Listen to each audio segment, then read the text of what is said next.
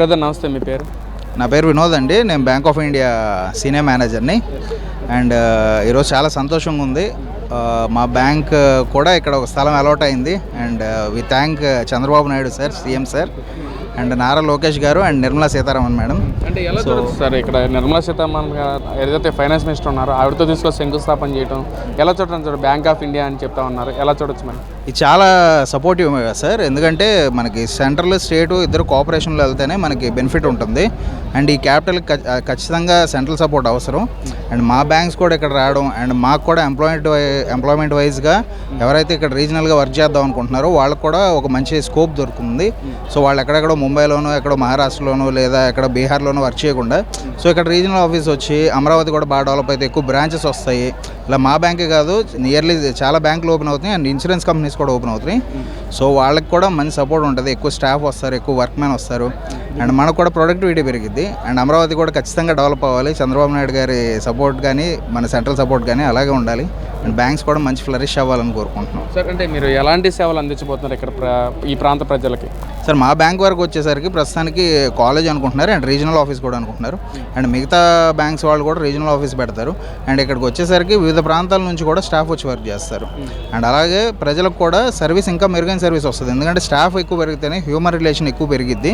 ఆ human relation ద్వారా మనకి డిజిటల్ కమ్యూనికేషన్ కానీ అన్ని రకాలుగా ఫెసిలిటీస్ కూడా ప్రజలకు అంది వాళ్ళకు కూడా ఎక్కువ బ్యాంక్స్ ఉండడం వల్ల డిపాజిట్స్ గెయిన్ చేయడం కానీ వాళ్ళకి సర్వీస్ కానీ ఇంకా మెరుగుపడతాయని కోరుకుంటున్నాం.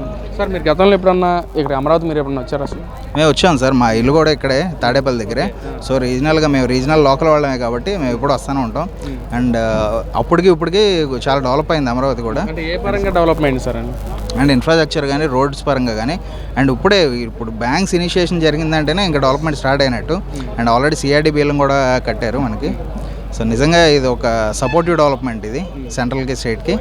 అంటే మీరు లోకల్ అని చెప్తా ఉన్నారు, తాడేపల్లి అని చెప్తున్నారు. అంటే మీరు లోకల్లోనే ఇలా మేనేజర్ ఇక్కడ ఇలా మీరు స్థలం కేటాయించడం కానీ బ్యాంకింగ్ సెక్టర్ ఇక్కడ తీసుకురావడం కానీ ఎలా ఫీల్ అవుతున్నారు అసలు మీరు? సార్ ఒక విషయం ఏంటంటే ఒక ఏరియాలో పెట్టగలుగుతున్నాం సర్వీస్, వేరే ఏరియాలోకి వచ్చేసరికి యాక్చువల్లీ ఇక్కడ ఏరియాలో ప్రజలకి సర్వీస్ లేవు, బ్యాంక్ సర్వీస్. అండ్ ఈ లోకల్ ఏరియా ప్రజలకు కూడా. సో వాళ్ళకు కూడా ఖచ్చితంగా ఇన్ని బ్యాంక్స్ రావడంతో సో డెవలప్మెంట్ బాగా పెరుగుతుంది, ఇన్ఫ్రాస్ట్రక్చర్ బాగా పెరుగుతుంది, జనాలు కూడా ఎక్కువ సర్వీస్ అందుబాటులో వస్తుంది. అండ్ రూరల్ సర్వీస్ ఖచ్చితంగా కాబట్టి బ్యాంకింగ్లో ఇది ఆల్మోస్ట్ రూరల్గా ఉండేది. ఇప్పుడు క్యాపిటల్ రావడంతో ఒక హైటెక్ క్యాపిటల్ సిటీ అవుతుంది, చాలామంది వస్తారు అండ్ బ్యాంక్స్ కూడా ఫ్లరిష్ అవుతాయి దీనివల్ల.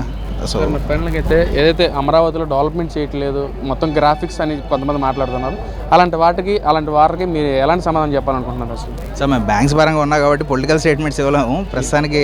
మాది ఈరోజు ఫౌండేషన్ డే కనుక మా సెక్టర్కి మాత్రం ఖచ్చితంగా సెంట్రల్ స్టేట్ ఇద్దరు కోఆపరేషన్తో బ్యాంక్ సెక్టర్ ఫుల్ డెవలప్మెంట్ అవుతుంది, ప్రజలకు కూడా మంచి సేవలు అందించగలరు. బ్రదర్ నమస్తే బ్రదర్, మీ పేరు? నా పేరు హర్షవర్ధన్ అండి. మీరు ఏ బ్యాంక్ నుంచి వచ్చారు? నేను బ్యాంక్ ఆఫ్ ఇండియా నుంచి వచ్చానండి.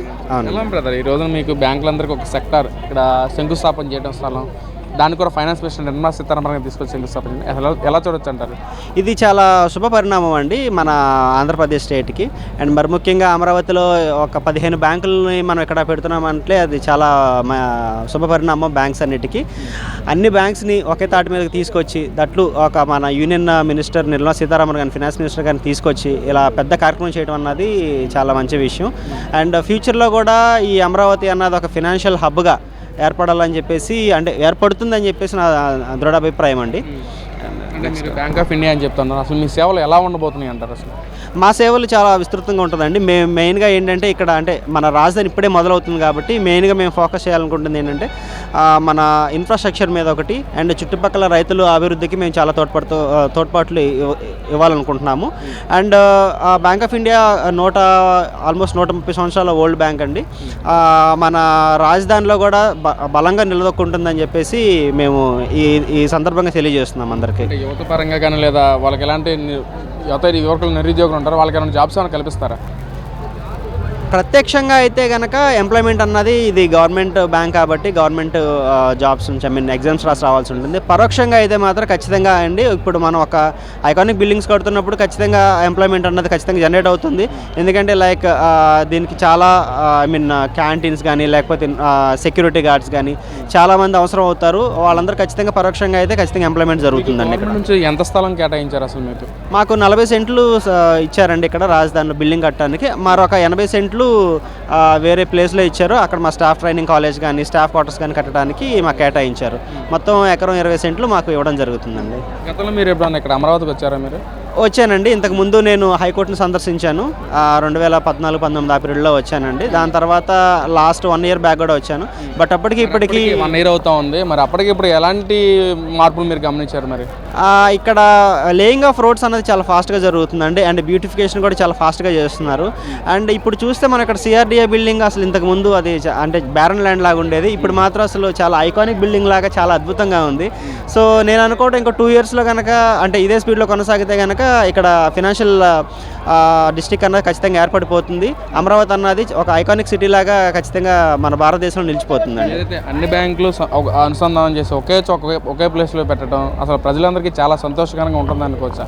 ఖచ్చితంగా అండి, ఇది చాలా మంచి నిర్ణయం అండి. అంటే మనం ఇలాంటిది మనం ఓన్లీ బాంబేలోనే చూస్తాము, మళ్ళీ ఇప్పుడు అమరావతిలోనే చూస్తున్నాము.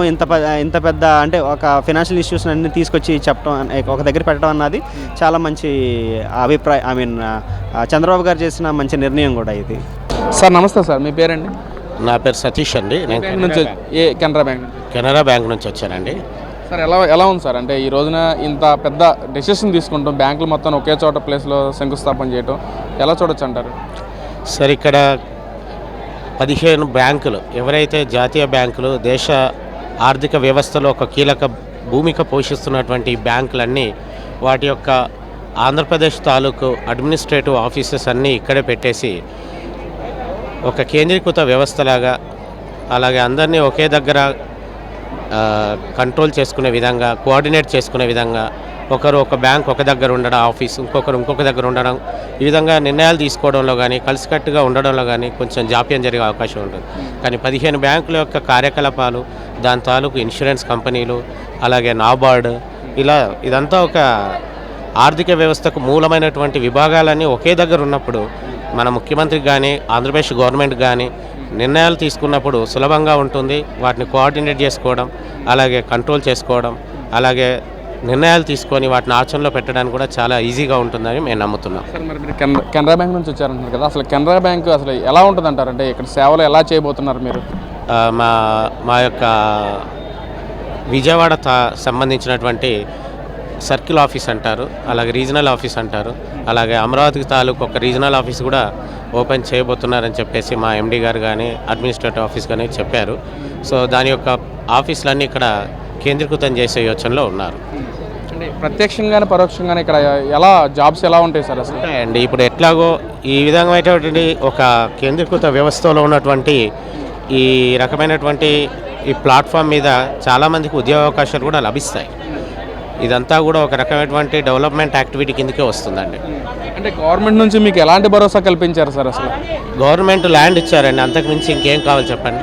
గవర్నమెంట్ ల్యాండ్ ఇచ్చారు, ఇన్ఫ్రాస్ట్రక్చర్ ఇచ్చారు. Infrastructure is main important.